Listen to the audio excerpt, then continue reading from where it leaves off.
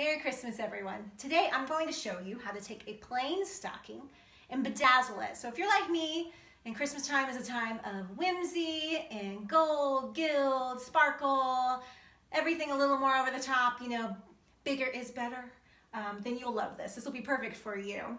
So what I've done is taking a very plain stocking that I got from a local store.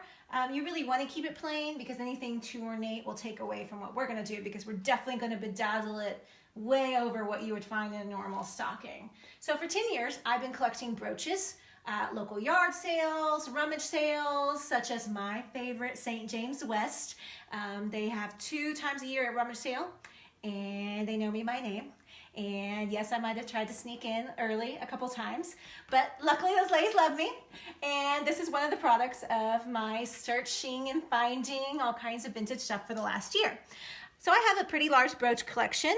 And for this stocking, I chose a color scheme of blues, greens, and a little touch of red, and kept in the gold family mostly. Now you can get stockings at your local craft stores, such as Michael's, Hobby Lobby, places like that. They have a lot of reproduction pieces as well as new brooches that you can look at. But if you're like me and have collected them, or if you have antique heirlooms of your grandmother's or another family member, this is a perfect way to display them and make lasting memories and a place to put them in prominence.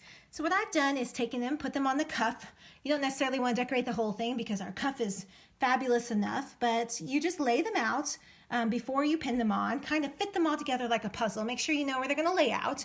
And then it's very easy. Because they're pins, they easily adhere to the cuff of the stocking, and you just pin them on in the pattern you want. And then as a final touch for our stocking, I took different ribbon. In my house, in my living room I should say, I have a color scheme of pinks and greens, blues and reds. And so these were the colors that went with mine, but you can of course choose any. If you have red and white, choose red and white. If you have red and green, choose red and green. This is another way you can bring in that color and add that last little fancy detail. To make your own ribbon tassel. I made mine a little bit longer than the stocking. You can change it up, you can braid it, you can do all kinds of things, but I thought this was a nice simple way. And of course the greatest thing about it is easy to attach it because you just pin it with one of our fancy brooches we had. And at the end of it you have this great stocking that you can display. Maybe it's your family heirlooms, maybe it's not, maybe it's just a bit of sparkle.